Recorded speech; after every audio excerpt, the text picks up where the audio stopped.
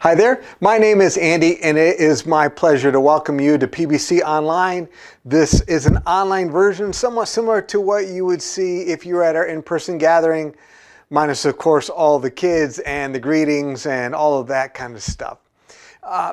Before we get rolling, just a few quick announcements, three of them actually. Number one, members, we'll have a meeting on July 13th at 9:45 a.m. to vote on new members and proposals related to the building renovation project.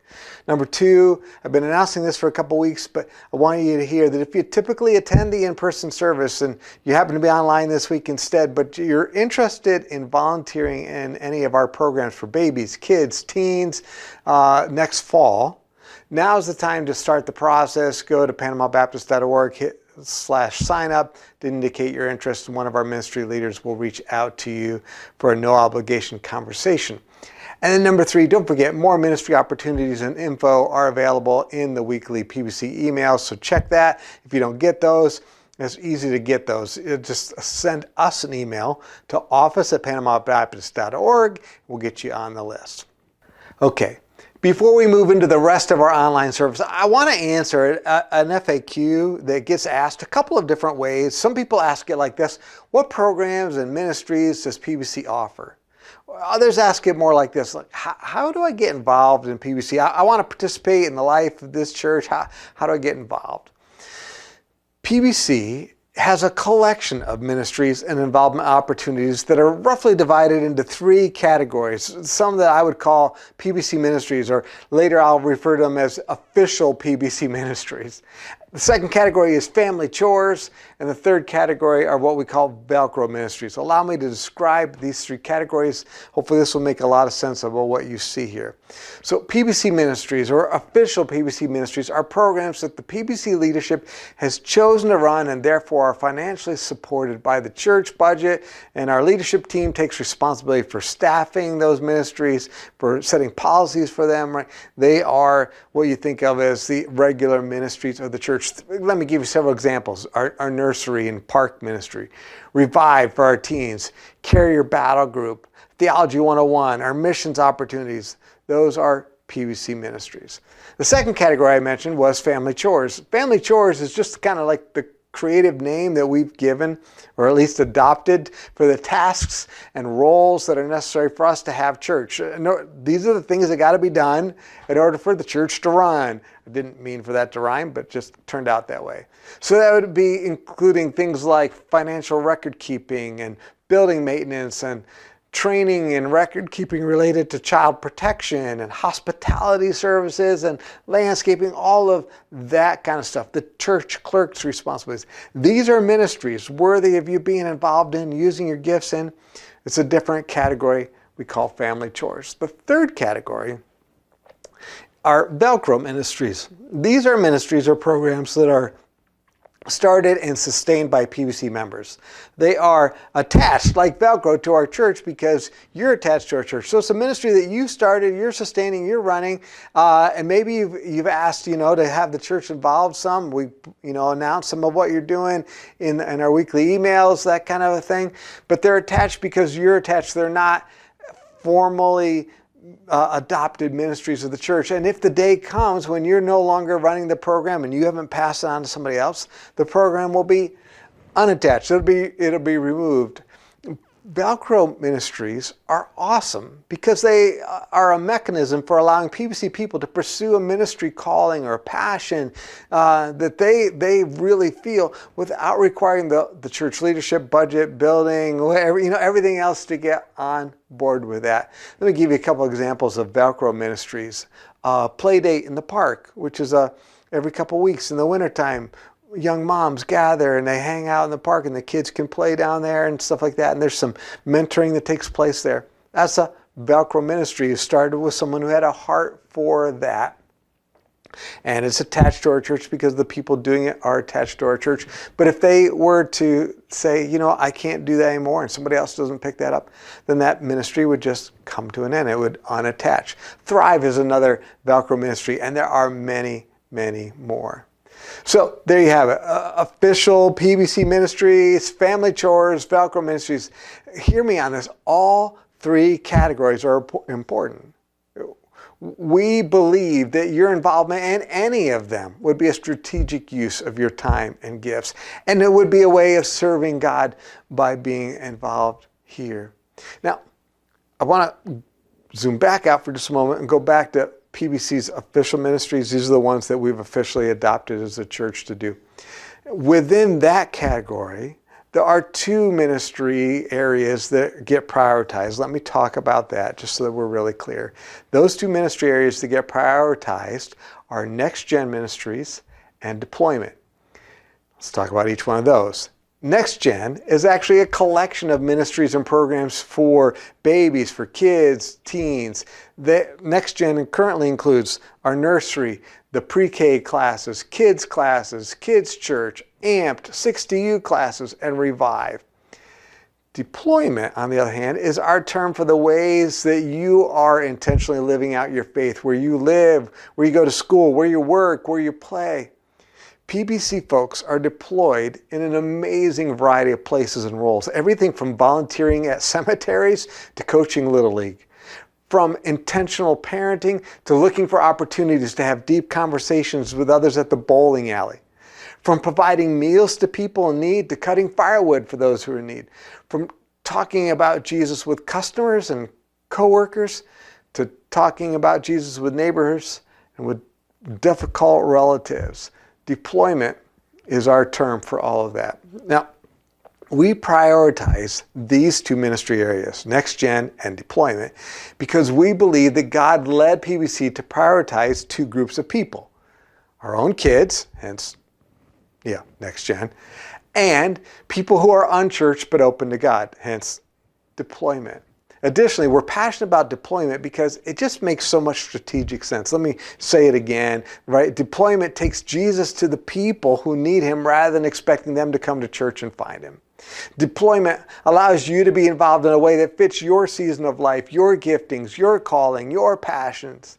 And deployment allows us to minister effectively as a church, despite the fact that our members are geographically spread out, because we can be deployed all over the place. We don't have to gather here for every ministry and every program that we have.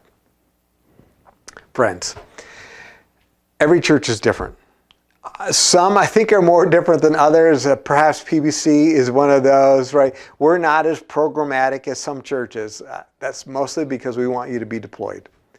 We are focused. We only have a few official ministries, and we have cut down on a number of chores. Again, mostly so that you have the time and energy to be deployed. We're supportive of you doing something that is on your heart. That we love Velcro Ministries. We just ask that your Velcro ministry not compete with the official ministries that God has led us to do. I hope that makes sense. Friends, if you have any questions or you want help becoming involved here, reach out. We would love to dialogue with you so that you can use what you have and enjoy being part of the life and mission of this church. All right, let's bring the band up and let them lead us in worship.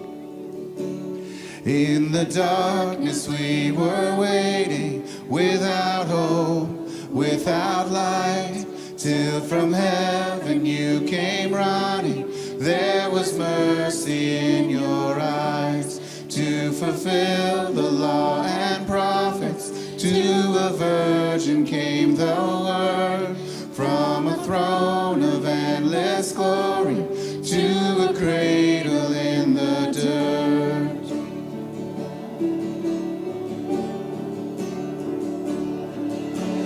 Praise the Father, praise the Son, praise the Spirit, three one, God of glory, majesty, praise forever to the King of kings. To reveal the kingdom coming and to reconcile the lost,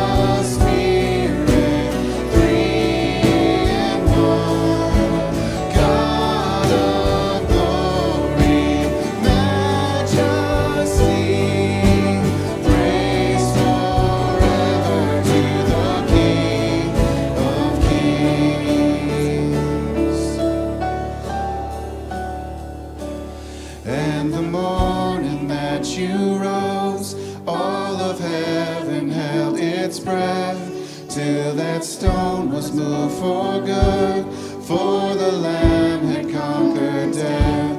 And the dead rose from their tombs, and the angels stood in awe, for the souls of all who come to the Father are restored. And the church of Christ was born, then the Spirit lit the flame. Now this gospel truth of hope shall not kneel, shall not faint. By His blood and in His name, it is freedom, mine and free. For the love of Jesus Christ, who has resurrected me. Praise the Father, praise the Son, praise the Spirit, three in one. God of glory, majesty, praise forever to the King of Kings. Praise the Father, praise the Son, praise the Spirit, three in one. God of glory, majesty, praise forever to the King of Kings. Praise forever to the King of Kings.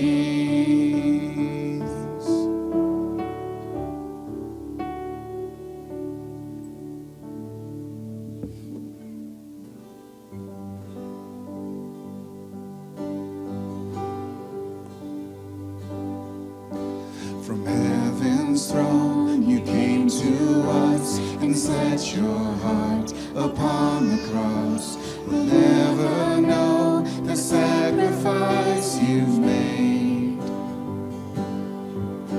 For all our sin and all our shame, you took the nails and took our place. No one else could do what you have done. One name is higher, one name is stronger than any grave, than any throne. Christ exalted over all. From the grave where death would die, you rose again and brought us life. You're reigning now, the Savior of the world. You're reigning now, the Savior of the world. One name is higher, one name is stronger than any grave, than any throne. Christ exalted over all, the only Savior, Jesus Messiah. To you alone our praise belongs. Christ exalted over all. We sing your praise, sing your praise, sing your praise forever, and lift your name, Jesus over all. Sing your praise, sing your praise, sing your praise forever. Lift your name, Jesus over all. We'll sing your praise, sing your praise, sing your praise forever. Lift your name, Jesus over all.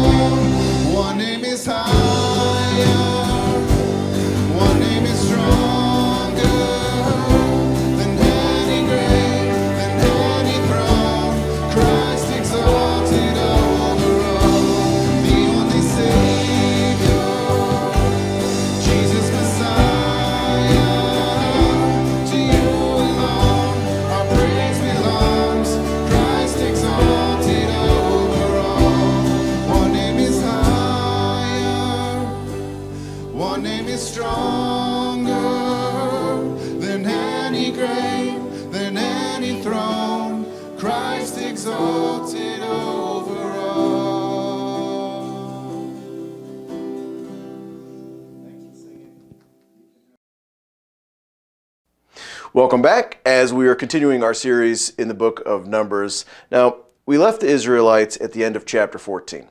And you might remember they refused to go into the promised land. They didn't think God was going to fulfill his promise. And the story ended with God finally saying to them, enough. You'll get what you wish for. They are going to spend the next 40 years wandering in the wilderness, 1 year for each day that they had scouted out the land. And then the adult generation is going to die off, and it would be the next generation that would see God's promise fulfilled. That's where we left off. Now, in the next few chapters, chapter 15, God gives them some instructions on the way that they're to do certain things. And then in chapters 16 through 19, we see another rebellion, another judgment from God, and it actually involves the earth, literally opening up and swallowing the ones who had rebelled and then closing again, which would have just been something to witness. There's another plague, again in response to Israel's unbelief.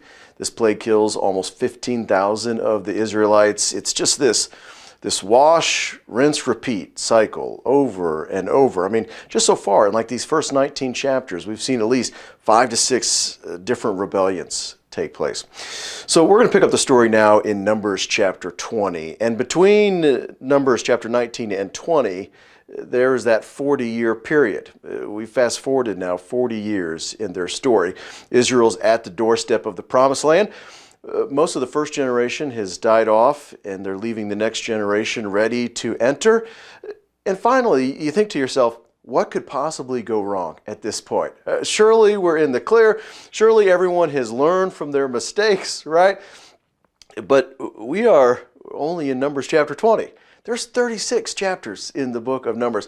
And we don't actually read about the Israelites entering the promised land until the book of Joshua. So what else happened? Well, let's pick up the story, Numbers chapter 20. Here we go, verse 1. The entire Israelite community entered the wilderness of Zin in the first month, and they settled in Kadesh. Miriam died and was buried there. That's Moses' sister. There was no water for the community, so they assembled against Moses and Aaron. The people quarreled with Moses and said, if only we had perished when our brothers perished before the Lord. Why have you brought the Lord's assembly into this wilderness for us and our livestock to die here? Why have you led us from Egypt to bring us to this evil place? It's not a place of grain, figs, vines, and pomegranates, and there is no water to drink. Oh, good grief. Here we go again. Why do they keep repeating the same song and dance? I mean, when are they ever going to learn? Look what happens now in verse 6. Then Moses and Aaron went from the presence of the assembly to the doorway of the tent of meeting. They fell face down, and the glory of the Lord appeared to them. You notice a pattern with Moses? I mean, bless his heart. Now, let me say, bless his heart, depending on where you're from, that can mean different things. We spent some time living in the South. That's where I commonly heard that phrase, bless his heart. And at first glance, you might think that means something good. But bless his heart can mean all sorts of different things. It can mean, they sure mean well, but they never quite get it right. Or, well, that guy, he's kind of naive, bless his heart. Or he's not a very bright guy, bless his heart. It can mean all sorts of things. You're kind of feeling a little bit with Moses like, why does he keep doing this? Why does he keep going before God with these Israelites? He loves and he cares for these people. God's entrusted them to him. He wants God's best for them. And he continually goes and he intercedes to God on their behalf. And anybody else would have probably just thrown up their hands at this point, or at any point before this, and said, you know what, I just quit. I can't take it anymore. I can't do this anymore. You people are on your own. But not Moses. He's the guy that says, you know what, I'll go tell him. I'll go deliver the bad news. I'll go plead and ask for mercy. And at least 6 times in the book of Numbers, maybe more. As well as several times in the book of Exodus, Moses intercedes on behalf of the Israelites. That is, he goes to God on their behalf. He kind of stands in the middle. This is a continual thing that Moses does. I mean, here's just an example of one we looked at a couple weeks ago, Numbers 11. Now the people began complaining openly before the Lord about hardship. You remember this? When the Lord heard, his anger burned, and fire from the Lord blazed among them and consumed the outskirts of the camp.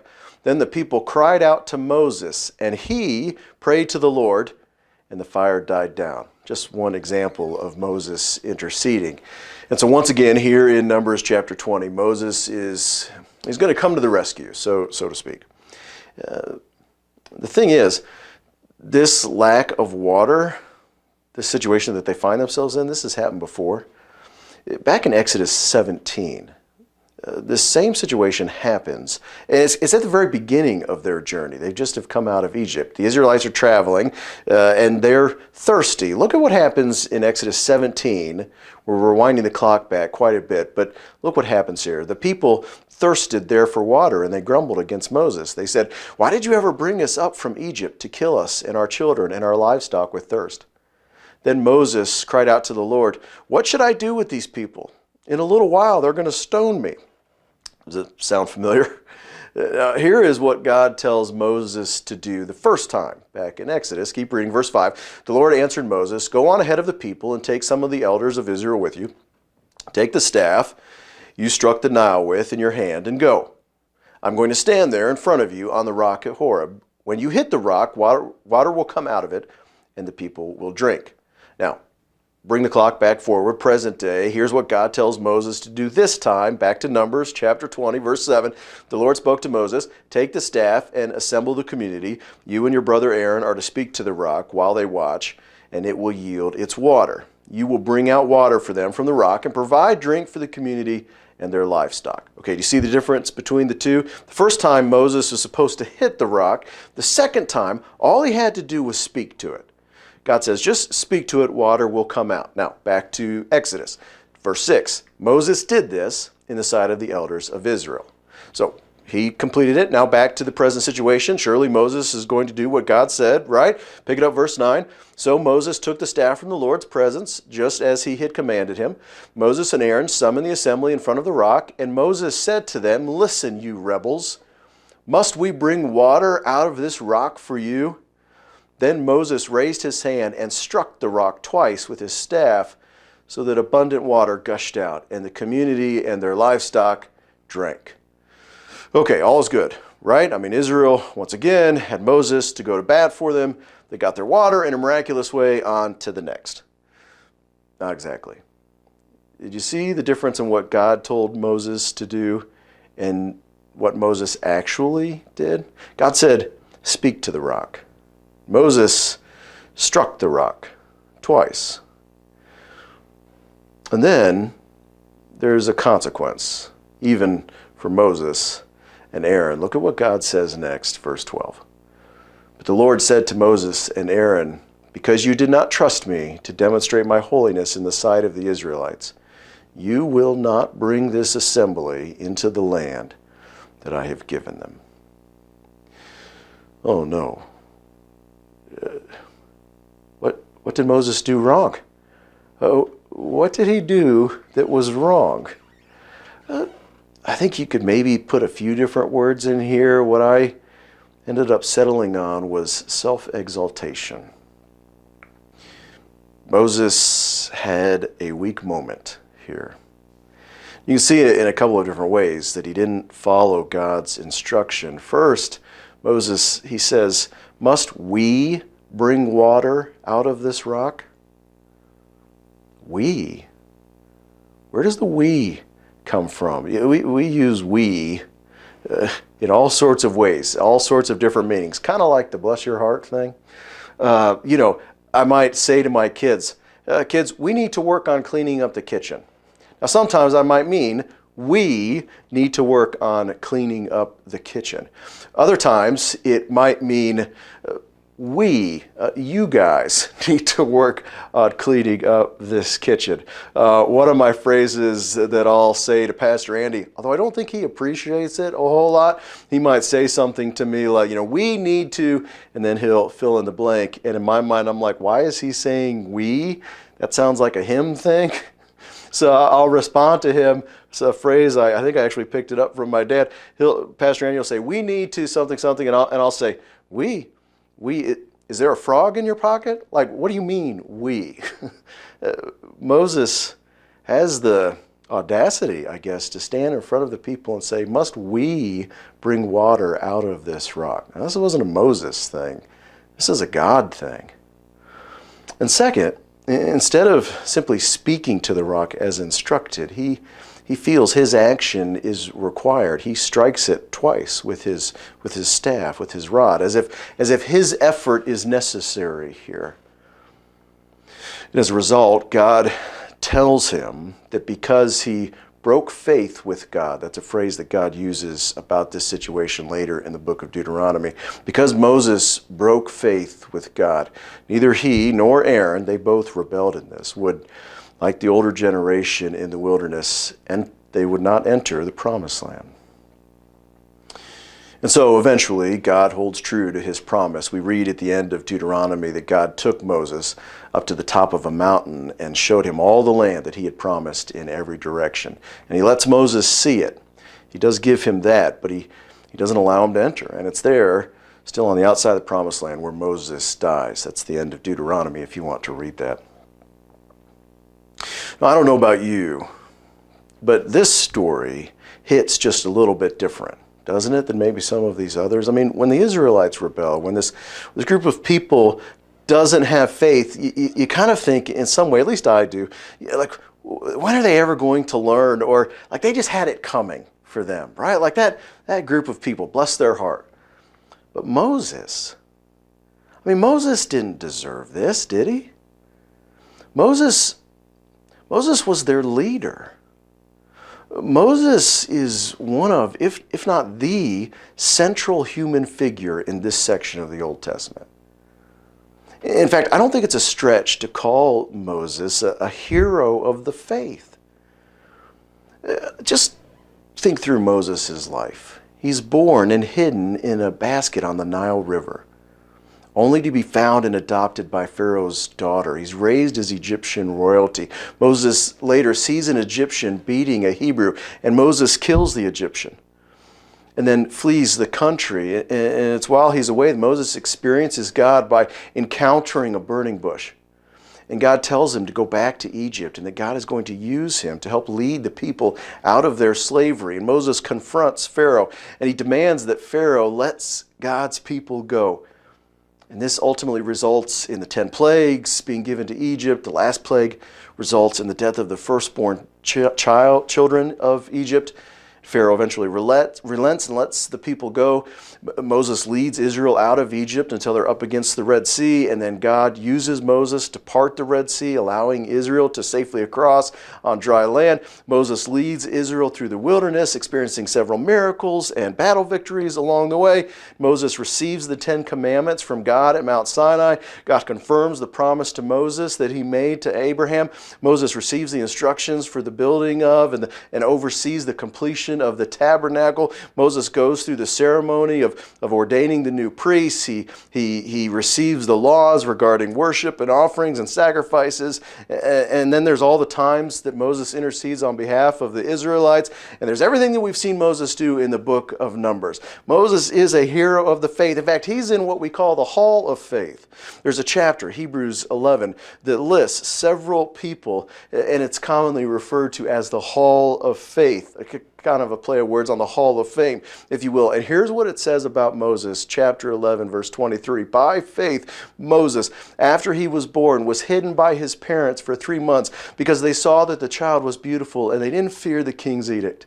By faith, Moses, when he had grown up, refused to be called the son of Pharaoh's daughter and chose to suffer with the people of God rather than to enjoy the fleeting pleasure of sin. For he considered reproach for the sake of Christ to be greater wealth than the treasures of Egypt, since he was looking ahead to the reward. By faith, he left Egypt behind, not being afraid of the king's anger. For Moses persevered as one who sees him who is invisible.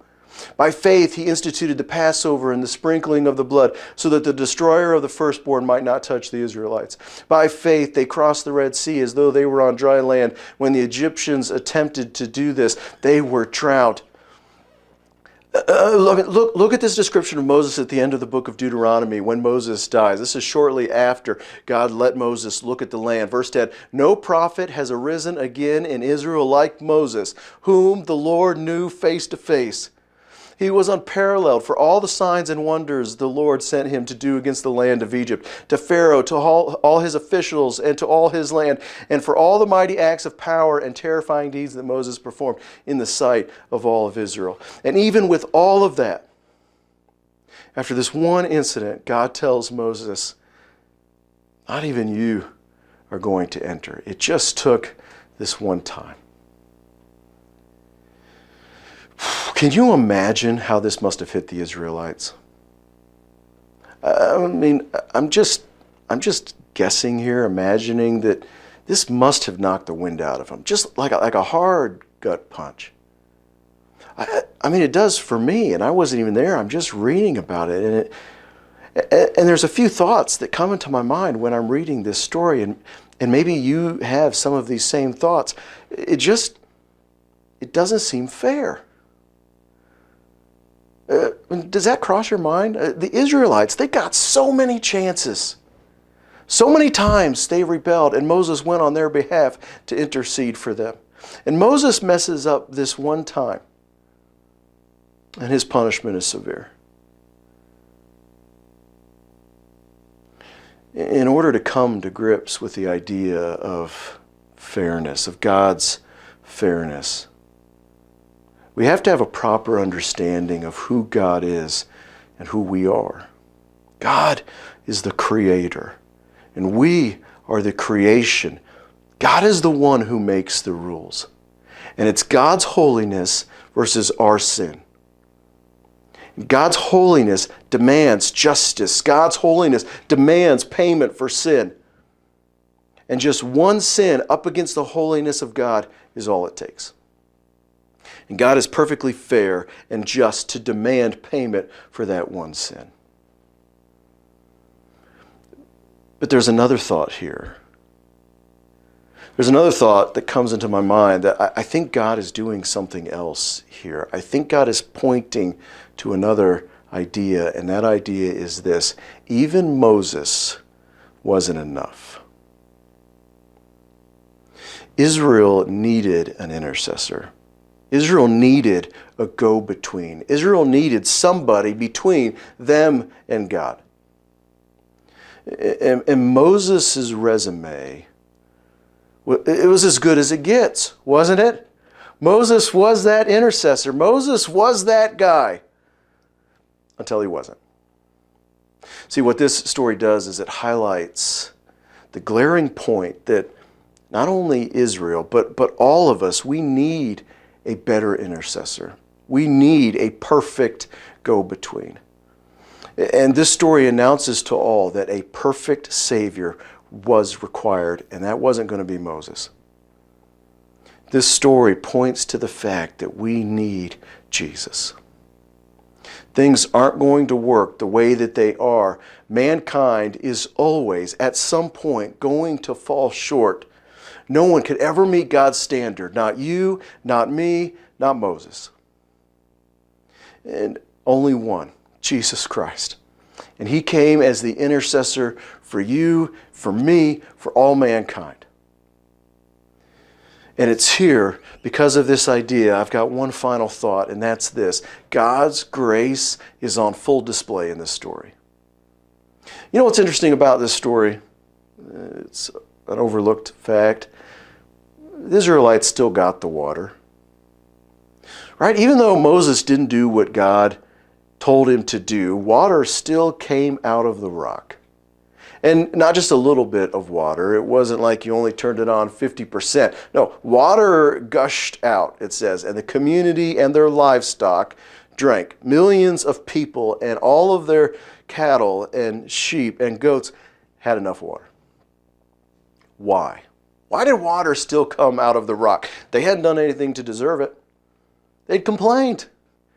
They'd lacked faith once again. Moses gets frustrated. He exalts himself. He disobeys. Why still the water? Grace. It's favor that is not deserved. Love It's not earned. That's the only reason. Grace. Frankly, all throughout the book of Numbers, we've seen God's grace. He's still with them. He's still holding true to his promises. He hasn't forgotten about them. He hasn't abandoned them, even though he's had plenty of reason to do so. And the same thing is true of you and me. God's grace, it is on full display. How do we know? Because Jesus Christ came to this earth as that perfect intercessor to die on the cross to pay the penalty for our sins. Look at what Hebrews chapter 4 says. This is right at the end of that passage in Hebrews we looked at last week. Therefore, since we have a great high priest who has passed through the heavens, Jesus the Son of God, let us hold fast to our confession. For we do not have a high priest who is unable to sympathize with our weaknesses, but one who has been tempted in every way as we are, yet without sin. Therefore, let us approach the throne of grace with boldness, so that we may receive mercy and find grace to help us in time of need. When we go before God, we don't, nor can we, walk in on our own or carried in on the back of Moses, but instead we stand on the foundation of Jesus Christ. Why? We, like the water, we did nothing to earn it. We could do nothing to earn it. We don't deserve it. And like the Israelites, we fail time and time again. So why? Grace. And one more thing to point out here. Jesus Christ, he has an active role not just in our story, but he had one in this story too. Look at what Paul says in 1 Corinthians 10, verse 3. They all ate the same spiritual food, and they all drank the same spiritual drink, for they drank from the spiritual rock that followed them, and that rock was Christ. The Apostle Paul tells us that Christ was the spiritual rock that accompanied his people through the wilderness. Remember, this rock and water story, it happened once at the beginning and it happens once here at the end. And Jesus Christ was there the whole time. He sustained them. He was the rock from which they drank. And even when they didn't deserve it, God showed grace by bringing water out of the rock that served to sustain them. And now, in our story, even when we don't deserve it, we see God's grace at work as Jesus himself became a sacrifice in order to offer us our living water. Let me end by reading something to you that I came across in my own reading. Here's what it says. In Jesus Christ, God himself took the blows that we deserved for our rebellion. He is the righteous high priest who was stripped, not because of any failure on his part, but to enable him to take our place on the cross under God's curse. From him flows the living water that we need to satisfy our thirsty souls and to transform our lives increasingly into his image. Beloved, my goal in our time together has been to just remind us that like the Israelites, like Moses, we fail. And we fail often.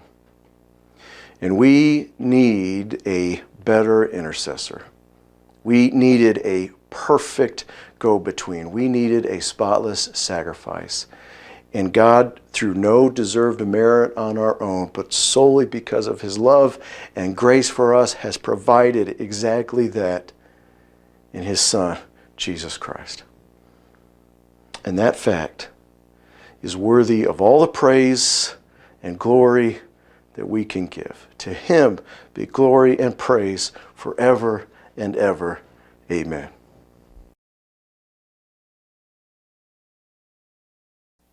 Thank you, Pastor Joel, for another great lesson from Numbers. This series has been great for me.